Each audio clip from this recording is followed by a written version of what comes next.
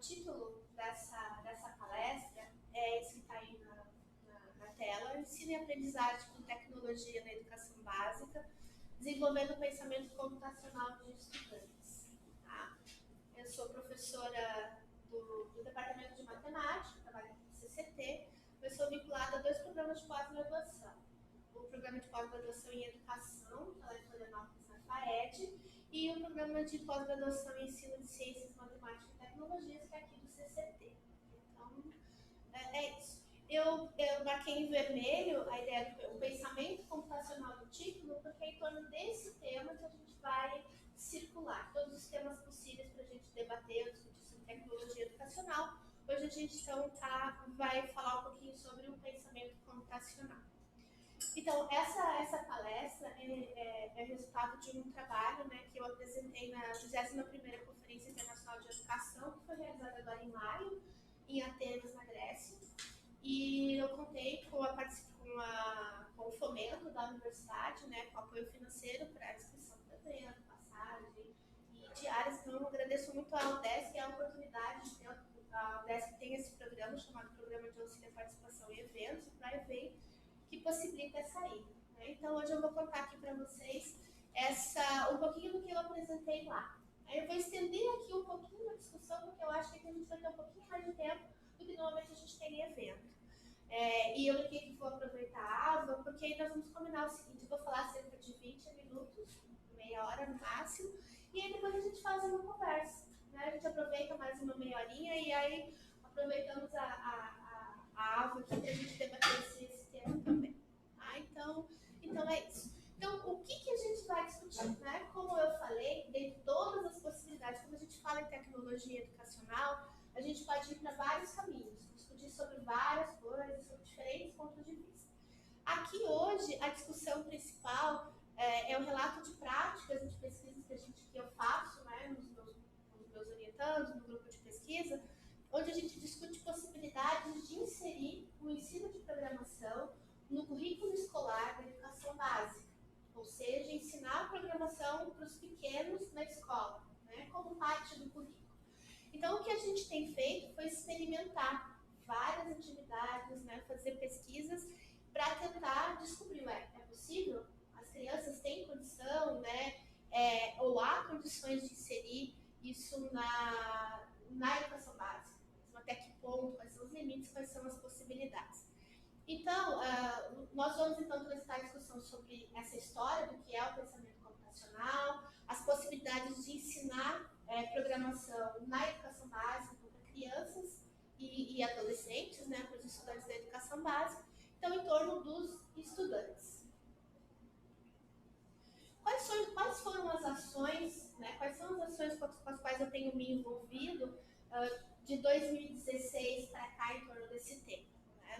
Nós proporcionamos, nós organizamos e oferecemos oficinas e mini-cursos para estudantes da educação básica, ensinando essas crianças a utilizarem um software chamado Scratch. Vocês conhecem o Scratch? Um software chamado Scratch, e para a programação de jogos digitais. Então, usando a plataforma Scratch, esses estudantes programaram jogos digitais.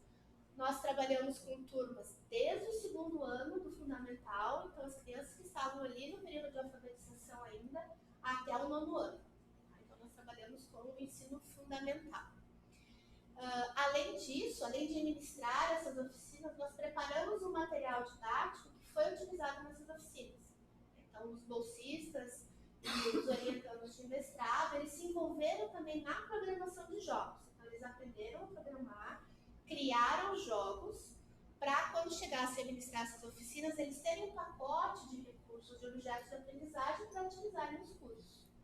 E junto com a produção e desenvolvimento de jogos, como eu atuo no curso de licenciatura em matemática, minha área de formação é educação matemática, nós nos preocupamos também em como utilizar esses jogos. Então foram elaboradas também sequências didáticas, mostrando, explicando cada jogo passo a passo, como que ele pode ser ensinado para as crianças, quais são os pontos que a gente tem que observar, porque nós pensamos também em produzir esse material para quando um outro professor quisesse ministrar uma oficina lá na escola, ele tivesse acesso universo, ele tenha acesso a esse material e possa replicar aquilo que a gente fez aqui na universidade. Em cima disso tudo, todas essas ações, essas oficinas, o que nós fizemos? Né? Nós olhamos, então, os resultados dessas práticas, né? Estudamos teorias que circundam esse universo para analisar o desenvolvimento do pensamento computacional dos estudantes. Né? Então, qual foi o objetivo? Nós não tivemos de maneira alguma, nesse tempo todo, nesse projeto, em tentar classificar os estudantes, esses conseguem, outros não conseguem, ou níveis de desenvolvimento do pensamento. Não foi esse o foco. O nosso foco foi tentar descobrir, tentar perceber se é possível promover esse tipo de atividade na escola. Se os alunos se interessariam, se eles se envolveriam, se eles dariam o retorno que a gente esperaria. Então, é por esse caminho porque a gente está fazendo essa discussão. Né? Nós defendemos no grupo que é possível inserir na educação básica, no currículo da educação básica, e a gente foi olhar então esse universo. Aqui eu trouxe algumas fotos de algumas oficinas que nós fizemos, né? Então tem turmas bem dos pequenininhos, aquela turma que está à direita, uma turma de 2º ano, eles mal sabiam ler, então nós inclusive ensinamos a ler algumas coisas, né, durante as atividades. E nós fizemos os trabalhos aqui, utilizando um laboratório de informática aqui do ladinho da D18, trouxemos os alunos para cá. Isso foi possível porque a gente fez também essa parceria com o colégio aqui do lado, então foi possível trazer os alunos para a escola, para cá, né? Eu trouxe uma outra foto, que é essa que está mais à direita, no canto direito embaixo, que é numa escola pública. Nesse caso, nós íamos à escola.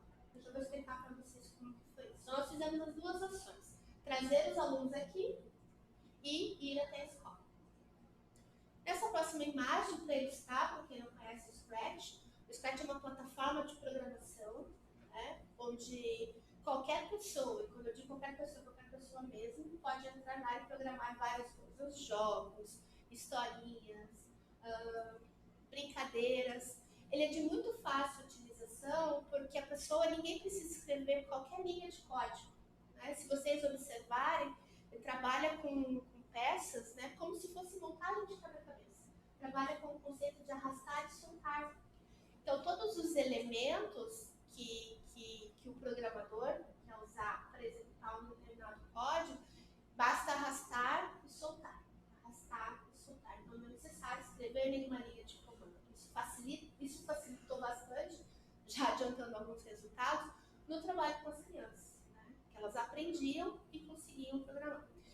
Essas duas imagens de baixo são exemplos de atividades feitas pelas crianças, né? Então ali já tem, e lá em cima onde mostram palco, atores, paleta de blocos, área de script, são as áreas do Scratch, as áreas de trabalho do Scratch.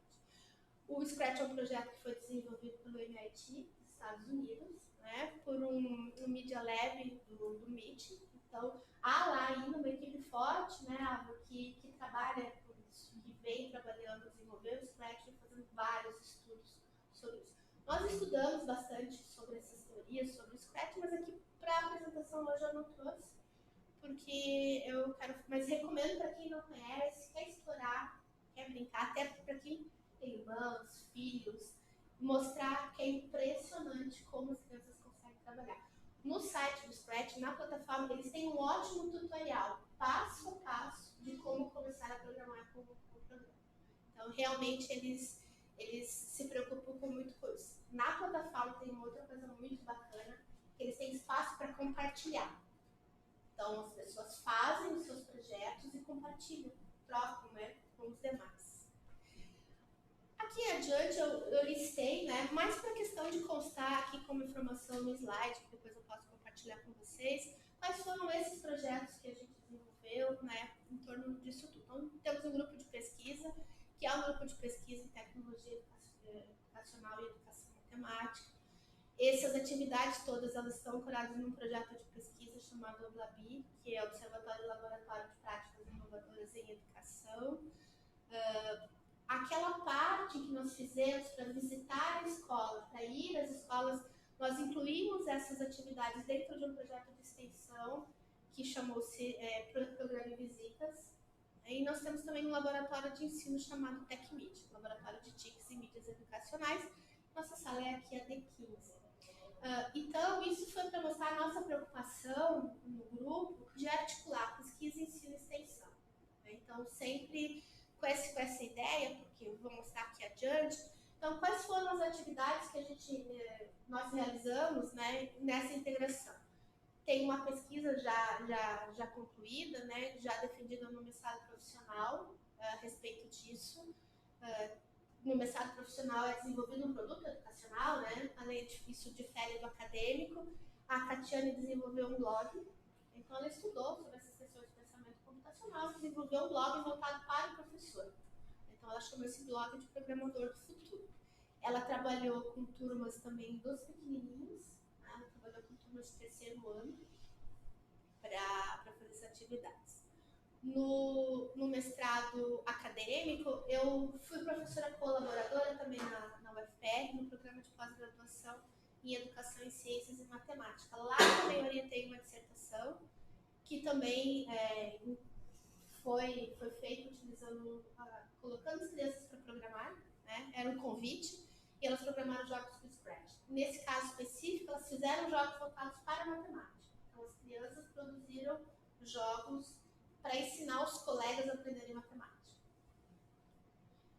Aqui também teve um TCC, que foi recente, foi ano passado da Stephanie. Ela fez uma revisão de literatura no estado da arte em tese e dissertações para tentar descobrir quais são as pesquisas, né, o que está sendo feito, o que as pessoas estão pesquisando sobre o tema a respeito do Scratch no ensino fundamental 2. Então lá tem os achados de pesquisa para que a gente também pudesse se situar. Mas o que as pessoas estão fazendo? Como elas estão trabalhando? Né? Tem orientação de iniciação científica, né? Então os bolsistas de iniciação científica também se envolvendo nessas atividades. E também uma parte bastante interessante é que eu tive bolsistas de ensino médio. Tem aquelas bolsas de pesquisa para pesquisador iniciante, né? Pesquisador júnior no ensino médio, que também trabalharam conosco.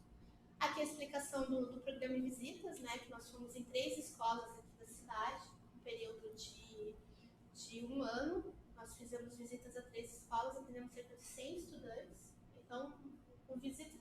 Por que esse programa de extensão chamou Programas e Visitas? Programa em visitas. Nós trabalhamos como se fossem visitas agendadas. Nós procuramos as escolas, apresentamos os nossos serviços, né? Que nós poderíamos oferecer, e a escola agendava, né? Para quando queria, como queria, para qual turno. Nosso objetivo foi tentar descobrir a demanda da escola. Não a gente ia oferecer o que a gente faz, mas perguntar para a escola, olha, o que você precisa e a gente te atende. Aí vai para uma turma de 4º ano, aí nós adaptávamos as atividades para uma turma de 4º ano. Aí tem uma turma de 8º, a gente fazia essa adaptação. Esse projeto foi em 2017, que teve o auge, porque nessa época eu tinha 5 bolsistas de graduação que trabalhavam no projeto. Mas os bolsistas eles foram saindo do programa para fazer bolsa de C, e o programa acabou. E hoje ele não está mais em funcionamento, mas eu até coloquei no alcance de 2017 para frente, porque a gente continua ainda fazendo algumas coisas, tendo reflexo, e a minha intenção é retomar esse projeto, tá? Porque foi muito bacana. Tá, então agora eu vou um pouquinho para a teoria, tá? Então eu poderia trazer várias coisas para vocês sabem disso, mas não é o objetivo. É mais para despontar em vocês, né, o interesse, a vontade, para depois a gente discutir. Então, o que é o tal do pensamento computacional? De onde vem essa ideia? A ideia do pensamento computacional vai nascer lá na década de 60 com o Papert. Né? Quando o Papert desenvolveu a linguagem Logo, da tartaruguinha, né, ele já trouxe para a questão da tecnologia e da educação essa possibilidade de programar de uma maneira mais fácil, né, uma maneira mais interativa, mais visual, vou usar essa palavra, porque na época a gente nem falava tanto interativo. A gente não, porque não era nascida nessa época. Mas não se falava, não se falava em interativo, né? Mas a ideia do logo, então, já foi essa possibilidade de se trabalhar na educação, de se trabalhar na escola com programação. De lá para cá, como toda a área de conhecimento, né, os estudos, as discussões, elas foram avançando em todos os lugares do mundo, sobre várias frentes, até que foi construído esse conceito de constitucionismo. né, é um enfoque ao ensino-aprendizagem chamado construcionismo. Ele é como se fosse um derivado do construtivismo, né, lá do Piaget, aquela ideia de que a gente faz, a gente aprende construindo, né? E o construcionismo, também apoiado pelas ideias de Papert, diz isso, né, que a gente constrói conhecimento de uma forma compartilhada e em conjunto, produzindo artefatos, produzindo coisas, já que para aprender algo é necessário construir algo. A base do pensamento de Papert relacionado a isso era essa necessidade de construir. Como ele vinha da tecnologia e do desenvolvimento da linguagem louca, construir com o quê? Dentre todas as possibilidades, nas ideias dele, construir com tecnologia. Então, essa é a base do construcionismo. Tempo passando, várias discussões, nós encontramos na Jeanette Wing meio que uma sistematização inicial, alguém que disse pensamento computacional porque veio várias discussões, mas aí ela trouxe o que é o tal do pensamento computacional e ela coloca: é uma habilidade de desencadear um processo de formulação de problemas e de os solucionar por meio da computação. Aí, de todas as falas dela, isso vem de tradução, né? Então alguns autores traduzem de uma maneira diferente. Mas então, nós vamos ficar aqui agora para essa nossa conversa com isso. É a habilidade de formular um problema e de encontrar uma solução e solucionar por meio da computação. Só que a Jeanette, ela se estende um pouquinho porque ela fala pra gente que ela defende isso e ela fala, olha, isso, essa questão ou essa discussão, ela ultrapassa a própria computação, porque ela pode ser aplicada em outras áreas do conhecimento, em outras áreas da nossa vida. Ou seja, nós podemos aprender com a tecnologia, com a computação, sim, a resolver aqueles problemas de computação. Mas esse raciocínio nos ajuda a pensar sobre outros problemas e buscar solução para outros problemas. E é aí que nós entramos, é aí que nós fomos estudar.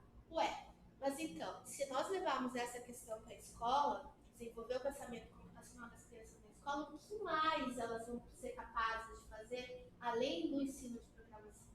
Então, nosso intuito aqui nunca foi, não é, e eu acho que não vai ser assim, queremos ensinar programação para as crianças por ensinar, queremos torná-los programadores. Não, nós queremos ensinar programação para as crianças porque com isso, aprendendo a programar um computador, aprendendo a fazer um jogo, ela pode levar esse raciocínio para outras áreas. Para aprender matemática, para aprender história, para aprender português, para resolver os conflitos em casa, para resolver os conflitos na rua. Porque quando a gente trabalhando com o desenvolvimento de um código, né, para vocês que são da área, você sabe tudo que tem ali por trás, né? Você pensar um problema, procurar uma solução, não está certo, corrige o problema, vai, volta, testa. Esse raciocínio é o raciocínio que nos interessa. Na sequência de todo... eu tenho aqui uma fala da Wing, onde ela fala assim, então, que o pensamento computacional é uma habilidade fundamental e ela defende isso, que tem que ser desenvolvida nos estudantes, tão importante quanto leitura, escrita e operações aritméticas. Então, ela fala muito isso, e os autores, né, os estudiosos que vieram depois dela, que nos dias de hoje, né, com a tecnologia, do jeito que está, com o público que nós temos hoje nas escolas, porque a gente ainda fica muito só na leitura escrita e operações aritméticas e não considera levar para a escola aprender tecnologia. E detalhe, depois vai aparecer na fala seguinte do Valente, aprender tecnologia não somente como usuário, que isso a gente já faz muito bem, nós já ultrapassamos essa barreira. Aprender tecnologia como produtor de conteúdo. O que significa isso? Utilizar as ferramentas que nós temos no dia a dia hoje, que hoje nós utilizamos mais como consumidores, para fazer algo a mais.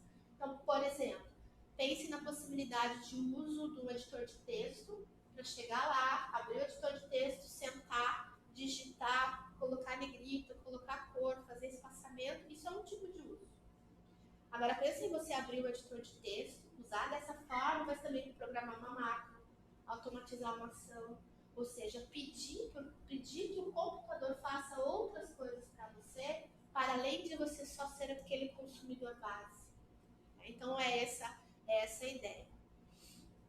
Com o avanço dos estudos, né, aquelas siglinhas ali embaixo, CSTA, ISTE e INSF, São siglas de fundações norte-americanas ligadas à tecnologia, à educação, nesse contexto, depois tem a referência. Então, os pesquisadores envolvidos nessas fundações sistematizaram toda essa ideia e apresentaram uma discussão onde eles colocam quais são os 9 elementos, né, presentes lá em quem programa, ou presentes lá na área de computação, que são despertados e que são importantes na questão do desenvolvimento do pensamento computacional. Eles estão nessas normas. Coleta de dados, análise de dados, representação de dados, decomposição de problemas, abstração, algoritmo, automação, paralelismo, simulação. Para cada uma delas eu coloquei uma explicaçãozinha ali do lado, mas não cabe aqui agora ler, mas o fato é para que, então, vejam como é possível trazer uma área, computação, né, que fatalmente ou com outros nomes ou numa outra configuração passa por essas etapas, mas pensar a importância que essas etapas têm na nossa vida, ou podem ter na nossa vida, para além da simples, né, ou para além de exclusivamente da computação. Ou seja, são só especialistas de computação que passam por essas etapas na proposição dos seus problemas, na solução da vida diária, etc, etc. A aposta desse grupo, da Janette Wigner, que não. Né? Que essas questões todas, elas acontecem em outras etapas. Que quando os estudantes estão em atividades de programação e passam por essas etapas, eles depois conseguem relacionar isso com outras questões. Aqui no Brasil, a gente tem o José Armando Valente, professor da Unicamp, ainda com bastante pesquisa nessa área do pensamento computacional, em que ele foi olhar para como o estudante desenvolve uma solução. Como é que é o processo que ele pensa? Qual o ciclo que ele percorre, né, nesse processo de desenvolver uma solução para um programa? Né? E ele sistematizou isso, né, que o ciclo, então, ele se inicia com uma descrição, depois ele passa por uma execução, por uma reflexão, por uma depuração, por uma nova descrição. Esse é o processo que os estudantes, né, ou uma pessoa que está envolvida numa programação, ela passa para quando está envolvido nessas atividades de programação.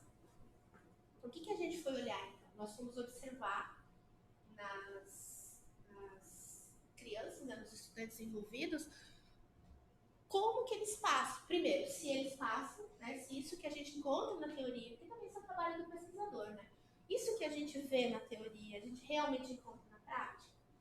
E isso que está na teoria, no meu grupo, no grupo que eu estou investigando, encontrei na prática? E aí nós fizemos também essa pesquisa de analisar as produções dos estudantes para ver se eles passam por esse ciclo. Então, isso ajudou bastante. Então, é mais uma contribuição na pesquisa. Aqui, deixa eu ir no slide para cá. Então, essas questões, definição do que é pensamento computacional, essas etapas, o ciclo proposto por Valente, foram os aportes teóricos que nós levamos para as nossas pesquisas para tentar compreender toda essa situação pelas quais passaram os nossos estudantes. Né? O que nós constatamos? Né? Eu coloquei ele como constatação provisória, porque não considero conclusões, né? Que estamos ainda analisando. Primeiro, é possível inserir programação desde os primeiros anos do ensino fundamental. A literatura já vem dizendo que sim, as pesquisas que nós encontramos já vem dizendo que sim, e nós vimos isso na prática. Nós, inclusive, nos surpreendemos. Quando nós fizemos a primeira turma com o segundo ano, nós ficamos muito receosos, né? Empresas muito pequenas, para ver como que nós iríamos lidar. E nós ficamos extremamente surpreendidos com a resposta das crianças ao programar. Eles fizeram coisas muito além daquilo que a gente imaginava que eles fariam. Eles se interessaram muito, eles acharam muito bacana, eles agiram como crianças, como nós esperamos que eles agissem, como uma brincadeira, e eles conseguiram resolver, participar das atividades de uma maneira impressionante. A partir dali, desde até o 9º ano, também nós não tivemos nós não sentimos, se nós fôssemos pensar, olha, a partir de hoje, essas crianças e estudantes vão aprender a programar na escola. Com esse grupo de alunos que nós trabalhamos, nós não encontraríamos dificuldade de trabalhar. Então, nós percebemos que é possível inserir. Percebemos também que o desenvolvimento do pensamento computacional auxilia na resolução de problemas, tá? Em diferentes áreas. Então, na fala deles, né, enquanto eles estão fazendo atividades, eles já relacionam. Ah, mas eu estou fazendo isso, então eu tenho a mesma coisa que quando eu estou lá na aula de matemática, o professor dá um problema para resolver, eu tenho que encontrar uma solução. Então, sem que a gente dissesse, eles foram fazendo essa relação. Né? Então, tem um fato bastante interessante, porque ali no Scratch a gente trabalha muito dá um exemplo da área da matemática. Nós trabalhamos muito com números, né? Valores, porque... deixa eu voltar lá na telinha do Scratch para mostrar para vocês. O joguinho que as crianças programaram, aqui não tá, mas dá para fazer a analogia com aquele da nave. Então, essa nave, ela sobe, ela desce, porque ela tem que desviar do meteoro. Né? Então, quando ela está subindo, ela está trabalhando no eixo Y. Né? Quando ela está indo na reta, ela está trabalhando no eixo X. As coordenadas, os valores ali na programação sempre vai ter X igual a tanto, Y igual a tanto. Nós ensinamos as crianças, era uma turma de 4º ano.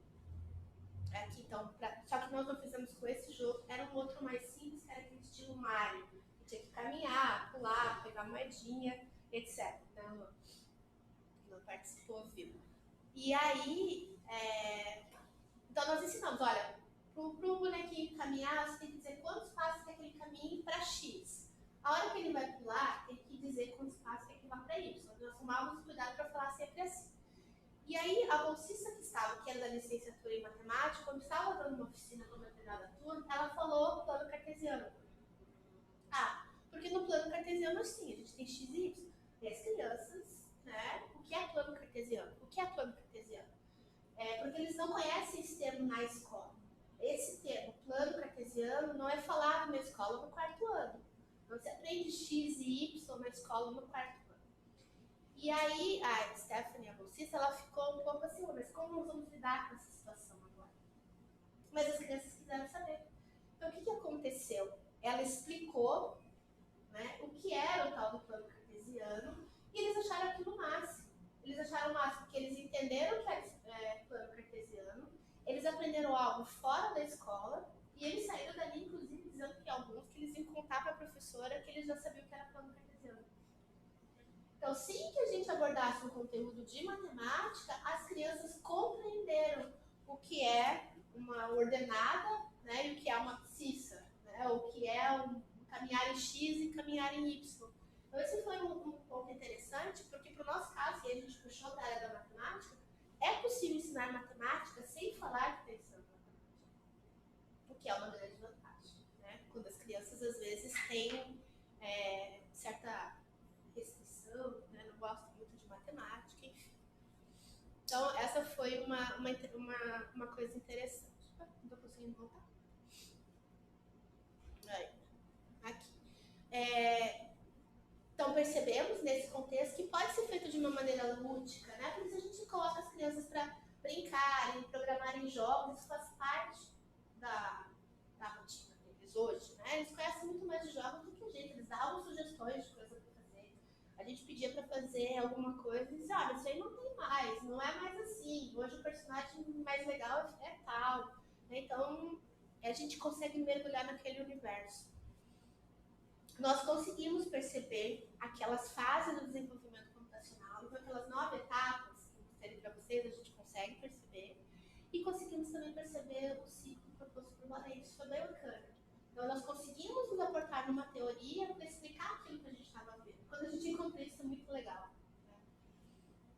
Então, estamos aí com agora propostas para estudos e ideias futuras, de continuar com essas pesquisas, né? Tanto pesquisa e a extensão, porque eu sou uma defensora, eu acho, pelo que eu já vi, que é possível fazer uma inserção formal no currículo essas atividades, a maioria delas foi feita sempre no contraturno, né? Não como curricular. E o que a gente acredita é que seria muito bom se nós pudéssemos incluir no currículo, formalizar. Alguns lugares do Brasil já têm essas iniciativas, né, de inserir no currículo.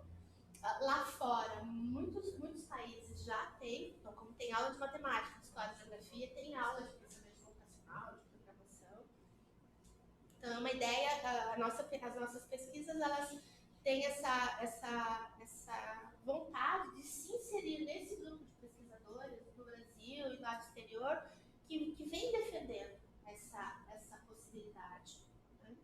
Aí eu coloquei essas referências principais, né, as fases que eu citei aqui, mas, como você sabe, a gente tem lido e estudado muita coisa, principalmente teses, dissertações, artigos, tentando acompanhar o que vem sendo feito. Então é isso. Só tenho a agradecer a vocês por